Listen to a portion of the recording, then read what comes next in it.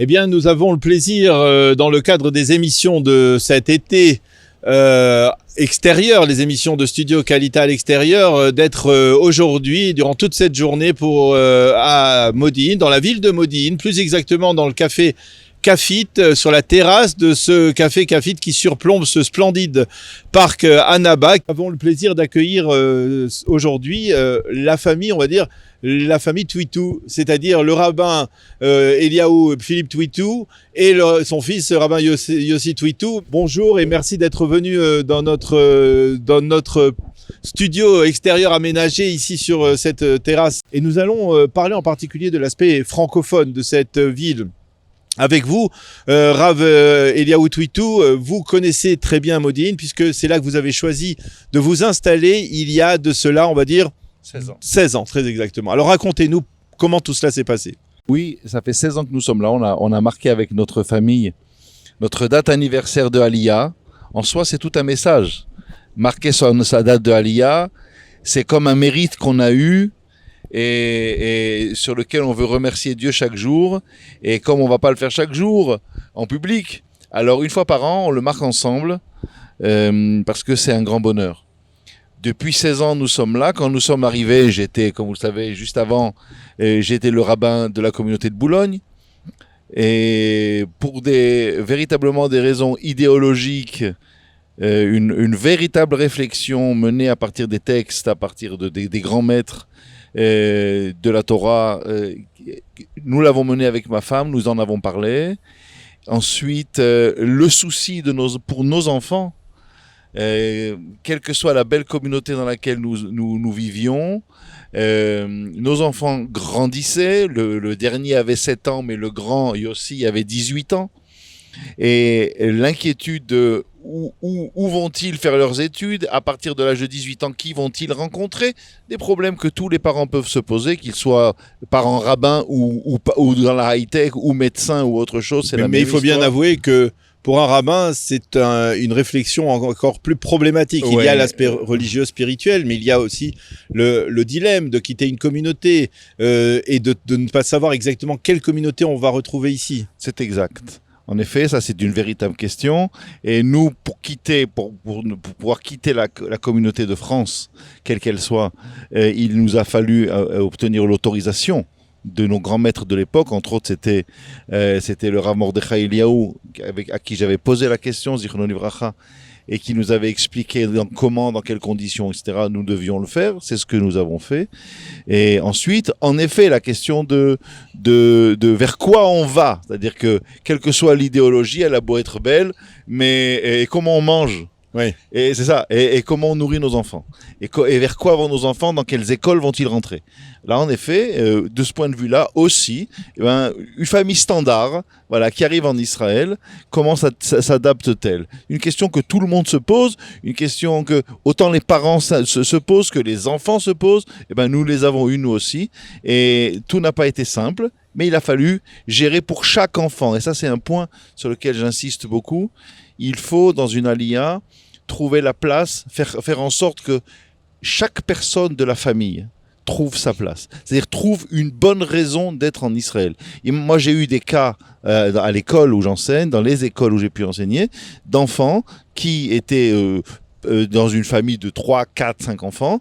Il y avait une personne, une jeune fille de 18 ans qui ne trouvait pas sa place, toute la famille est repartie. Parce que quand on ne trouve pas sa place, alors les conséquences peuvent être terribles sur l'ensemble de la famille. Et donc, se soucier que et l'épouse, et le mari, et chacun des enfants ait une bonne raison d'être là. Et là, c'est un vrai message de parents. Alors, lorsque l'on trouve sa place, la question que l'on est obligé de vous poser, c'est pourquoi Modine? C'est-à-dire, pourquoi avoir choisi une ville qui, on va dire, ne fait pas partie du paysage francophone, on va dire, lorsque un Français, un Juif de France décide de faire son aliyah, alors il y a l'aspect spirituel, alors choisit Jérusalem, il y a l'aspect plus idéologique, certains choisissent les implantations en Judée, en Samarie, il y a l'aspect, on va dire, la mer, et ce qui nous rappelle l'Afrique du Nord, et alors tout le monde s'installe ou à Ashdod ou à Natania. Pourquoi et comment avez-vous décidé de vous installer dans une ville qui à l'époque était un embryon de ville, une ville qui venait à peine de naître? C'est-à-dire que quand on est arrivé le 31 juillet 2003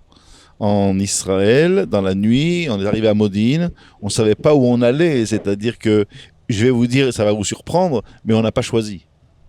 On n'a pas choisi d'être à Modine. On va dire l'histoire a fait que nous voulions être, pour des raisons idéologiques dont je parlais tout à l'heure, nous avions prévu d'aller habiter à Bethel. Donc en implantation, comme vous dites. Et on s'est retrouvé à Modine. Après discussion à l'époque avec le Rav Aviner et d'autres personnes, le Rav Aviner qui est le Rav de Bethel, le Rav Ashkenaz de Bethel. Et on s'est retrouvé ici. Ça, c'est pas la question dans le peu de temps qu'on a. C'est pas le moment d'en parler, mais on s'est retrouvé ici et on s'est dit, ma femme et moi, c'est pas le hasard. Il y a quelque chose à faire ici. On va voir. Mais c'est vrai qu'en 2003, la ville avait 5 ans et on avait l'impression que la mairie était prête à nous payer pour habiter ici. C'est-à-dire qu'il y avait à peine 40 000 habitants entre Modine, Maccabim et Rehout, les 2 petites villes, on va dire, qui sont accrochées à Modine. Il y avait à peine 40 ou 42 000 habitants. Il y en a combien aujourd'hui ? Aujourd'hui, il y a 110 000. Naturellement aussi, et vous allez me dire si ça a été aussi votre démarche, lorsqu'un rabbin français arrive en Israël, il essaye de retrouver un cadre communautaire comme il l'a connu en France. Est-ce que il était possible, dans le contexte de Modine, de cette petite ville qui se développait, de retrouver une communauté telle qu'on a connue, telle que vous les avez connus et vous les avez dirigés en France? On peut partir avec l'idée de le faire, mais on comprend très vite que c'est pas possible, quoi. On comprend très vite que c'est pas possible ici. Pour une raison essentielle, c'est que Modine, par exemple, est une ville très grande. D'abord, idéologiquement, je suis pas sûr que ce soit bien de dire aux gens « venez en Israël pour rester français ». C'est ça. Je pense pas. Mais en dehors de cela, c'est vrai que pendant un certain temps, et même on peut avoir des affinités avec les Français, mais il faut s'intégrer, il faut vivre avec les Israéliens. L'idée pouvait être en effet dans l'air, mais dès qu'on arrive ici, on se rend compte que ça c'est pas possible parce que Modine est une ville énorme. C'est extrêmement grand. Les Israéliens sont très, très dispersés dans la ville. Donc, on peut absolument pas créer une communauté. C'est vrai qu'en semaine, les gens viennent à mes cours et qu'ils viennent de n'importe quel endroit de la ville. C'est facile. C'est vrai que on m'appelle souvent pour me poser des questions de toutes sortes, de halakha ou concernant le chinour des enfants ou autres, on m'appelle, mais la communauté dans le sens être tous dans une synagogue, prier ensemble, étudier ensemble, organiser des activités ensemble, c'est beaucoup plus difficile en Israël, même si c'est possible, et ça c'est plus du côté de Yossi. Alors justement, on va parler de ce qui se passe aujourd'hui à Modine. On a déjà compris que la ville avait considérablement grandi, que c'est une grande ville en Israël. Nous allons recevoir le maire dans quelques instants, mais Modine, c'est aujourd'hui 110 000 habitants. Combien y a-t-il de francophones, Yossi, Rav Touitou, combien y a-t-il de francophones? Est-ce qu'il y a une possibilité de les recenser ici dans la ville? Et est-ce qu'il y a aujourd'hui des communautés francophones, et je comprends bien par rapport à ce que le Rav Touitou a dit, qu'il n'y a pas, on va dire, de communauté francophone dans le prisme où on les comprend dans des villes comme Netanya ou Ashdod, mais qu'il y a ici des communautés qui existent où il y a des francophones. C'est plus exact de préciser les choses comme ça? Alors aujourd'hui à Modine, il me semble, de ce que j'ai regardé il n'y a pas très longtemps, il y a à peu près 450 familles francophones. Oui. Ce qui n'est pas négligeable. Dans Modine. Mais elles sont assez... Aujourd'hui, Modine est très grand. Très vaste. Aujourd'hui, c'est très vaste. C'est-à-dire aujourd'hui, pour faire d'un bout à l'autre, il faut marcher plus qu'1 heure. C'est-à-dire c'est quand même... C'est vrai que si on regarde par rapport à d'autres villes, c'est rien. Mais c'est-à-dire quelqu'un qui veut venir le Shabbat dans une synagogue où il y a des Français, c'est-à-dire il doit beaucoup marcher. Maintenant, moi, ça fait aujourd'hui... Donc moi, grâce à mes parents, je suis venu ici, j'avais 18 ans. D'accord? Donc, ça veut dire, dès que je suis arrivé à 18 ans, j'étais à l'Yeshiva, après j'ai fait l'armée. Et juste après l'armée, on m'a demandé d'être chazan dans une synagogue. D'accord? Donc, ça fait déjà 12-13 ans. D'accord? À peu près. Donc, j'ai accepté d'être chazan, puisque je suis chanteur aussi. Et donc, j'étais chazan. Ça a commencé comme ça. On était... ce qui est assez intéressant dans Modine, je ne sais pas comment c'est dans d'autres villes, il y a beaucoup de communautés dans des GAN, par exemple. C'est un GAN qui est toute la semaine un GAN. Oui. une Sert école de synagogue. sert de synagogue le Shabbat. Ouais. Ou alors un gymnase va servir de synagogue le Shabbat. Et donc on a commencé comme ça, c'était tout petit, c'était des dirigeants français, c'était moitié français, moitié israélien. Je pense qu'à l'époque il y avait même peut-être plus d'Israéliens. On était un petit noyau de Français. Et petit à petit ça s'est agrandi, petit à petit tous les Shabbats ça s'est agrandi, de plus en plus de personnes venaient dans cette communauté. De francophones. De francophones aussi, jusqu'à ce qu'on a dû changer d'endroit parce que c'était trop petit. Et donc jusqu'à aujourd'hui on est dans un grand gymnase. Ah, On est dans un gymnase et pour que vous ayez une idée, c'est-à-dire à Kippour on est 500 personnes puisque on est dans un gymnase, donc c'est énorme. Et tous les Shabbats, il y a une centaine de personnes qui viennent tous les Shabbats. Et aujourd'hui, la majorité est française. la majorité est française, est mais française. Et mais par exemple, lorsque vous donnez vous-même un cours le Shabbat, ou on va dire un Dvar Torah à la synagogue, le Dvar Torah est en hébreu. alors pour la majorité est en hébreu, c'est sûr, parce que pour respecter aussi les Israéliens et pour aussi Et parce qu'on est en donner Israël. l'envie, pour encourager aussi les Français à essayer de s'intégrer au maximum. Mais personnellement, je comprends que ce soit très dur pour eux dans le sens où si on fait un Dvar Torah, alors on voudrait comprendre aussi. Donc c'est pour ça que quand je fais un shiur par exemple, alors dans ces cas-là, je fais simultané, j'essaye de traduire. Par exemple, je fais un shiur toutes les semaines, un shiur de Gemara au milieu de la semaine aussi, où il y a la majorité c'est des Français. Donc là aussi, en majorité c'est en français le cours. Quand il y a les veillées, quand il y a les cours, tout ça, alors on essaye vraiment de faire aussi en français pour aider les Français. Mais aujourd'hui, en tout cas, moi, ce que j'ai essayé, c'est de calquer un peu ce que j'ai connu en France. Parce que je suis parti, j'étais quand même grand, j'avais 18 ans. Donc, c'est-à-dire qu'à la synagogue, le matin, on commence à 8h, on sort pas avant midi. Ouais. C'est pourquoi ? Parce que déjà, la tfila, c'est une tfila chantée. Bien chantée, ouais. Les gens, ils kiffent. Après, on fait un kiddush, c'est-à-dire on s'assoit autour, c'est-à-dire les gens discutent autour d'une bourra, d'adamrout. Il y a des choses que justement les gens sont attachés et c'est important, je pense. Le côté, vous savez, Bet Knesset, Mialachon Kinous, ça vient de la racine Kinous, c'est un endroit de rassemblement quand même. C'est vrai que c'est un endroit de prière, mais c'est aussi un endroit de rassemblement et les Français ont besoin de ça. Ils se voient une fois le Shabbat seulement. Toute la semaine, ils n'ont pas le temps de se voir. Ils ont besoin de cette structure donc, communautaire. Ils ont besoin de cette chose-là. Donc, on fait un kiddush. Après, il y a mon père qui vient faire un cours, qui vient parler aussi en français et en hébreu. Et donc, il y a énormément de... Alors, je vous pose la question à tous les deux. Est-ce qu'il est exact de dire que ici à Modi'in, et on va dire peut-être contrairement à d'autres villes qui sont, on va dire, où il y a une population francophone plus importante, ici à Modi'in, il y a une sorte de mélange qui permet justement à la fois de conserver une forme de spécificité, le cadre communautaire tel qu'on l'a connu en France, mais à la fois aussi la possibilité de s'intégrer, on va dire, dans cette réalité, de devenir israélien également, ou peut-être même du côté des Israéliens, de découvrir un peu ce cadre communautaire qui n'est pas aussi marquant dans toutes les synagogues des grandes villes israéliennes. C'est exactement ça. C'est-à-dire qu'il faut bien comprendre que Modi'in, c'est quand même une ville particulière. Elle a un titre de ville nouvelle. Ouais. Ça a un sens. Et ça a un sens aussi pour nous qui arrivons et qui sommes arrivés en Israël il y a peu de temps finalement.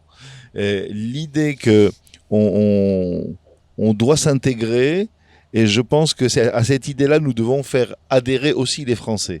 C'est-à-dire être dans une ville où on prie tout en français, on prie à la synagogue, on prie en hébreu, mais la responsabilité, le rabbin, tout se passe en français. Ben ça a comme conséquence que les gens reçoivent un papier à la maison, un document, ils savent même pas de quoi on leur parle, ils savent même pas quoi que ce soit. Il y a un minimum où il est indispensable de dire, écoutez, intégrez-vous et nous intégration par la structure communautaire presque traditionnelle que l'on a connue en France. Et on travaille beaucoup sur ça. Moi, même dans mon cours de la semaine qui est en français, les gens de plus en plus savent que on va travailler sur un texte en hébreu. Le texte est en hébreu. Et souvent, je vais utiliser des termes en hébreu et les gens, ils ont leur dictionnaire dans leur téléphone et ils cherchent le mot. Ah oui, j'ai compris, etc. Et ils retiennent. C'est-à-dire, je fais ce travail-là, c'est important qu'ils s'intègrent. Dans ma synagogue aujourd'hui, qui est une synagogue israélienne, complètement israélienne, et ben vous êtes le rabbin d'une communauté israélienne. Absolument. Mais c'est-à-dire le Shabbat, ma communauté, elle est israélienne. Je prie avec eux, tout est en hébreu.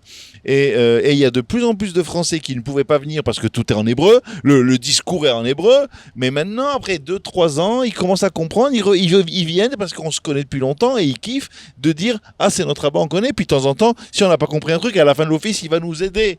D'accord ?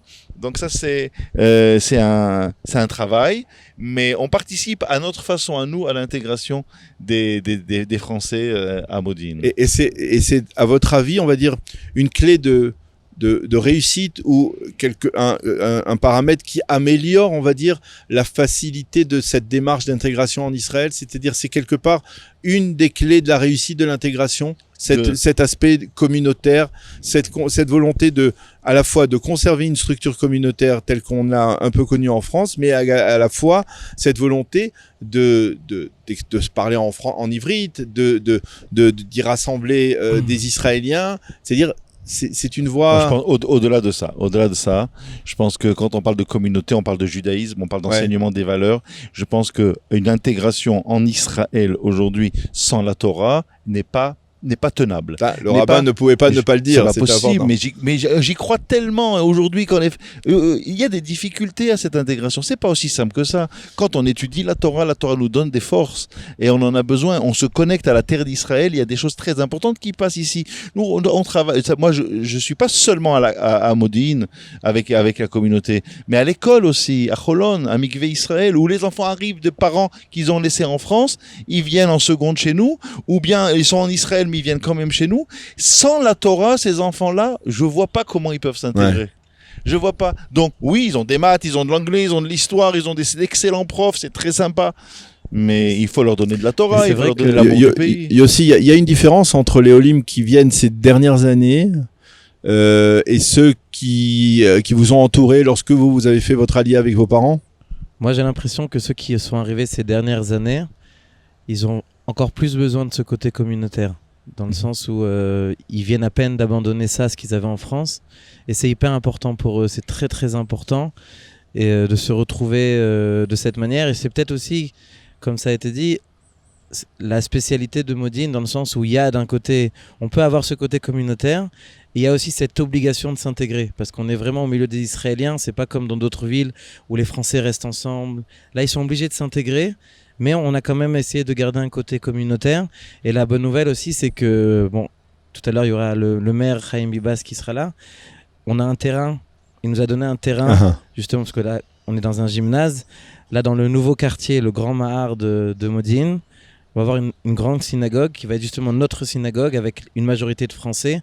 Donc, ce qui va permettre encore plus de Français, on sera beaucoup plus central, à plus de Français de venir. Ce sera une des synagogues presque centrales de Modine, vraiment, où la majorité sera française. Pour terminer cette émission, le message que vous souhaiteriez faire passer à ceux qui envisagent de faire leur aliyah, mais de manière différente d'une aliyah, on va dire, dans les grands bastions des communautés francophones. Je crois qu'il y a des âges. Ouais. Et qu'on peut pas demander à quelqu'un, écoute, intègre-toi mon vieux, t'es au milieu des Israéliens, vas-y, quand il dépasse l'âge de 65 ans, 70 ans, c'est pas possible. Ouais. Donc ceux qui arrivent à la retraite et qui sont contents d'être là, et tant mieux qu'ils soient là, alors c'est sûr que c'est peut-être mieux pour eux un bon quartier à Jérusalem ou à Netanya ou à Ashdod. Si on veut s'intégrer vraiment, vivre avec les Israéliens, plus jeune, pas être loin de l'aéroport, etc., tous les intérêts qu'il y a à être ici, alors c'est clair qu'il faut venir à Modine avec la force qu'on a de vouloir apprendre et de devoir transmettre à nos enfants. Et d'être dans une communauté dynamique qui se développe. Absolument. Yossi ? Tout à fait d'accord. Je pense qu'aujourd'hui, Modine, c'est vraiment le centre d'Israël. On est vraiment au centre. Donc, tous ces gens de la high-tech ou qui ont été au Technion, tous ces jeunes-là, ou même ceux qui ont fait HEC en France ou des écoles comme ça, ils sont vraiment au centre. Ils peuvent aller à Herzliya, Ra'anana, Tel Aviv. En une demi-heure, ils sont vraiment partout. Et donc, et c'est une ville très, très, très... Elle-même, c'est une ville jeune, donc c'est une ville magnifique qui est toute programmée sur plan. Il y a des parcs à n'en plus finir. C'est tout vert, c'est magnifique. C'est vraiment et tout est neuf, quoi. Eh bien, Rav Eliaou Twitou et Rav Yossi Twitou, merci beaucoup d'être venus aujourd'hui ici sur cette terrasse du café Kafit au-dessus du parc d'Annaba. Effectivement, c'est splendide. Hein. J'espère qu'on peut le voir à travers nos caméras. C'est splendide d'être ici dans cette atmosphère. Merci d'être venus et on espère que votre message sera capté, on va dire, par un maximum d'auditeurs ou de téléspectateurs et que peut-être certains d'entre eux, eh bien, on les retrouvera ici à Modine dans les prochaines années. Si Dieu veut, merci à vous. Merci. Merci beaucoup.